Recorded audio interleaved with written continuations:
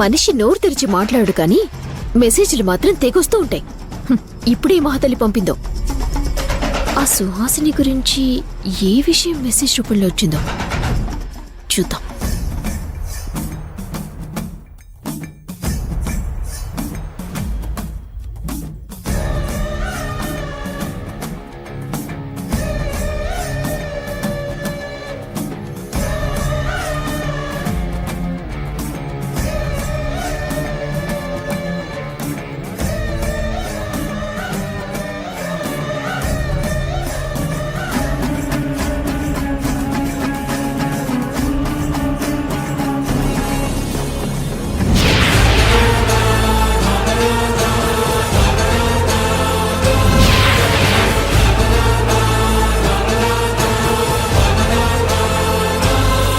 ఇదేంటి, బావా అకౌంట్లో నుంచి 1,50,000 కట్టయిందా? ఆశ్చర్యంగా ఉంది. ఎవరికి కట్టాడు ఇంత డబ్బు? దేనికోసం కట్టాడు?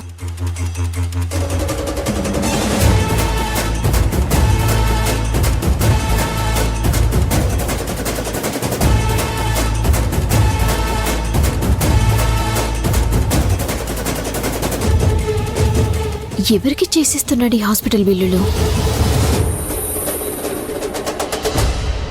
ఇదేనా, లేకపోతే ఇంతకు ముందు కూడా ఎవరికైనా కట్టాడా?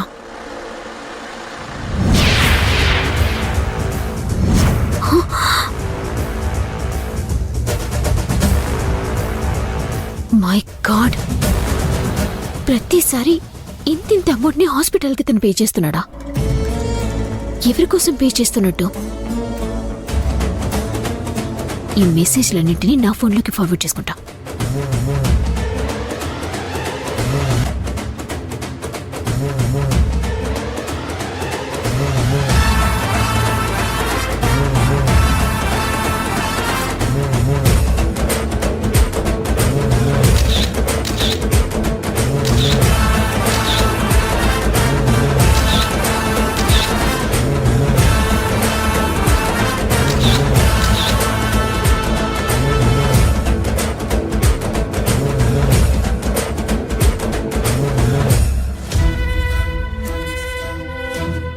ఎవరికి కడుతున్నావు బావా? సుహాసిని హెల్త్ బాలేదు కాబట్టి కొంపతీసి దానికి విని కడుతున్నాడా?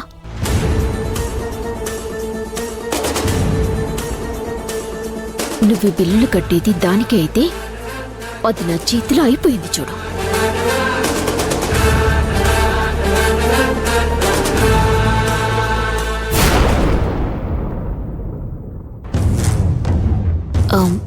Excuse me. చెప్పండి మేడం, ఏం కావాలి? ఒక ఇన్ఫర్మేషన్ కావాలి. ఏం ఇన్ఫర్మేషన్ కావాలి మేడం? ఒక నిమిషం. ఈ మెసేజ్లు మీ హాస్పిటల్ నుంచి వచ్చాయి కదా?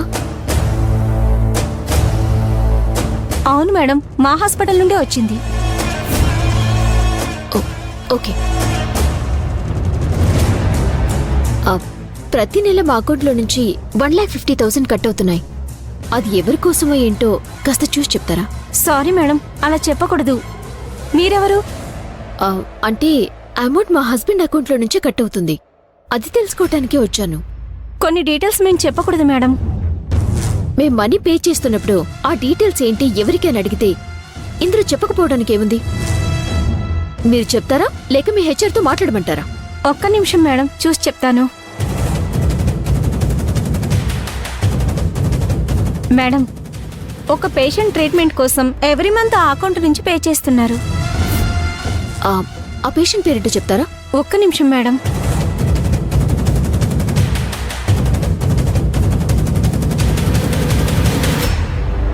ఆ పేషెంట్ పేరు సుహాసిని. సుహాసినినా? దానికి మా బావ ఎవ్రీ మంత్ 1,50,000 కట్టడం ఏంటి? ఆయన ఎందుకు పే చేస్తున్నాడు?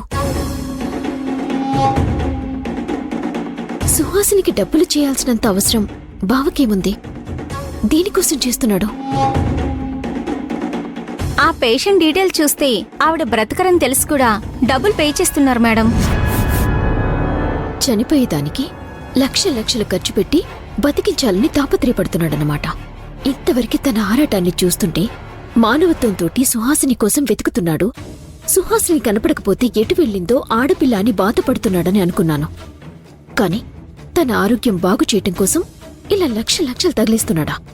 అంటే అర్థమేంటి?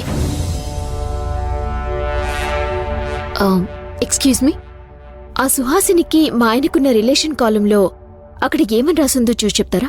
అలాగే మేడం.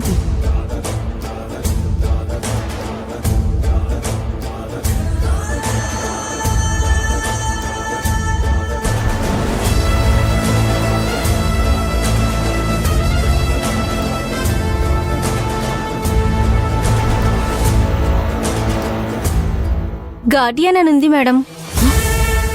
థ్యాంక్ గాడ్, గార్డియన్ అని ఉంది. అదే హస్బెండ్ అని ఉంటే ఇక్కడి చచ్చి ఊరుకునేదాన్ని. అయినా ఈ వ్యవహారం ఏంటో తేల్చి పడేస్తాను. సరే అండి, thank you. It's okay madam.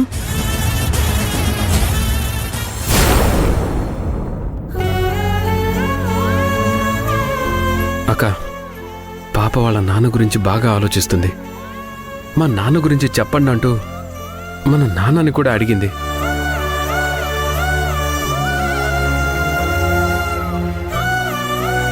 అవునదినా, మావయ్య గారిని కూడా తాతయ్య అని పిలవకుండా ఏదో పెద్దవాళ్ళు అంటూ పిలిచింది. ఎందుకు ఏంటి అని అంటే సుహాసినితో మావయ్య గారు నీ బిడ్డకు తండ్రి రాఘవ అని చెప్పొద్దు అన్న మాట కృష్ణ కూడా విన్నదట.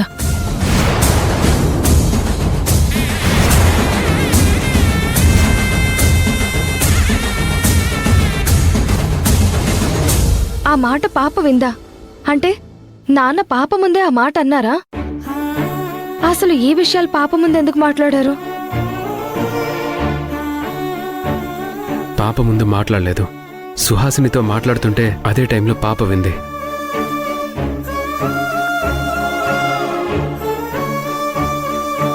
ఇప్పుడు అనవసరంగా మావయ్య అత్తయ్య ఇద్దరు పాప దృష్టిలో బ్యాడై ఉంటారు. అవునన్నయ్య, మీరు నాన్న గురించి ఎందుకు చెప్పట్లేదు అంటూ తను చాలా బాధపడింది.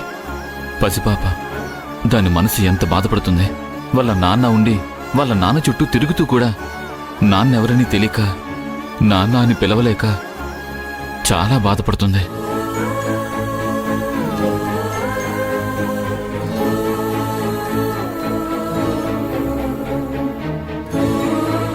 వాళ్ళ నాన్న గురించి పడుతున్న స్ట్రగుల్ ఈరోజు పాప మనసులో ముద్రపడిపోతుంది.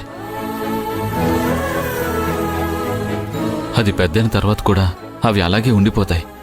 కాబట్టి దీని గురించి మనం ఎలాగైనా పరిష్కారం వెతకాలి.